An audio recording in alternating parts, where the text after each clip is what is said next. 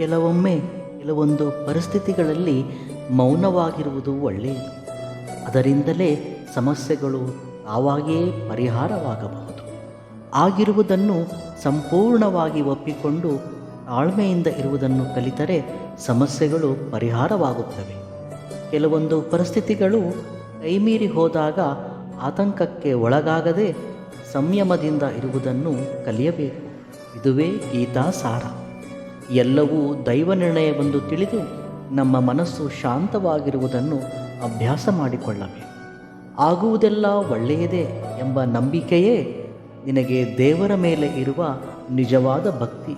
ಅಸಲಿಗೆ ಭಕ್ತಿಯೆಂದರೆ ಭಗವಂತನ ಎಲ್ಲ ನಿರ್ಣಯಗಳನ್ನು ಸಂತೋಷದಿಂದ ಸ್ವೀಕರಿಸುವುದೇ ಅಲ್ಲವೇ? ಶ್ರೀರಾಮನ ಜೀವನವೇ ಒಂದು ಪಾಠ. ರಾಮನ ಜೀವನದಲ್ಲಿ ಬರೀ ಕಷ್ಟಗಳೇ. ಆದರೂ ರಾಮ ಯಾವತ್ತೂ ಸಂಯಮವನ್ನು ಕಳೆದುಕೊಳ್ಳಲಿಲ್ಲ. ಶ್ರೀರಾಮ ತನ್ನ ಎಲ್ಲ ಜೀವನವನ್ನು ಕಷ್ಟದಲ್ಲಿ ಕಳೆದರೂ ಕಿಂಚಿತ್ತೂ ದುಃಖ ತೋರ್ಪಡಿಸಲಿಲ್ಲ. ಯಾರನ್ನೂ ದೂಷಿಸಲಿಲ್ಲ. ಯಾವತ್ತೂ ಸಂತೋಷಕ್ಕೆ ಹಿಗ್ಗಲಿಲ್ಲ ಮತ್ತು ಕಷ್ಟಕ್ಕೆ ಕುಗ್ಗಲಿಲ್ಲ. ಸಮಚಿತ್ತದಿಂದ ಸಂಯಮದಿಂದ ಇದ್ದಂಥ ವ್ಯಕ್ತಿ.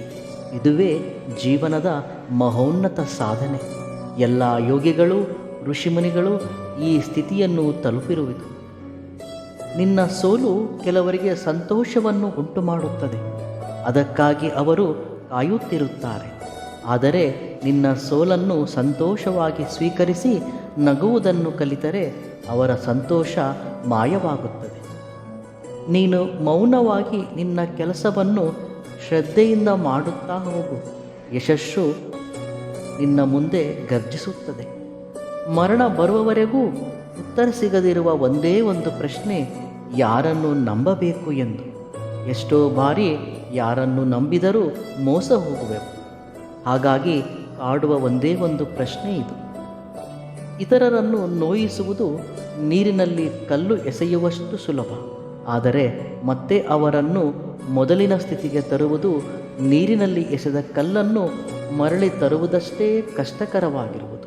ಅದಕ್ಕಾಗಿ ಇತರರನ್ನು ನೋವುಪಡಿಸಬೇಡ. ಈ ಪ್ರಪಂಚದಲ್ಲಿ ಯಾವುದೇ ವಸ್ತುವನ್ನು ಒಡೆದು ಹಾಕಿದರೆ ಅದು ಶಬ್ದ ಮಾಡುತ್ತದೆ. ಆದರೆ ಒಂದು ಮನಸ್ಸು ಮಾತ್ರ ಒಡೆದು ಹೋದರೆ ಮೌನವಾಗಿ ಉಳಿದು ಬಿಡುತ್ತದೆ. ಗೆದ್ದೇ ಗೆಲ್ಲುತ್ತೇನೆ ಅನ್ನೋ ನಂಬಿಕೆಯನ್ನು ಹೊತ್ತೊಯ್ಯುವವನಿಗೆ ಹೋಗುವ ದಾರಿ ಎಷ್ಟೇ ದೂರವಾದರೂ ಅಷ್ಟಾಗಿ ಭಾರ ಅನಿಸುವುದಿಲ್ಲ. ನಿನ್ನ ಒಂದು ಔನ್ನತ್ಯವನ್ನು ನಿರ್ಣಯಿಸುವುದು ನಿನ್ನ ಗುಣವೊಂದೇ ಹೊರತು ಬೇರೆ ಯಾವುದೂ ಅಲ್ಲ.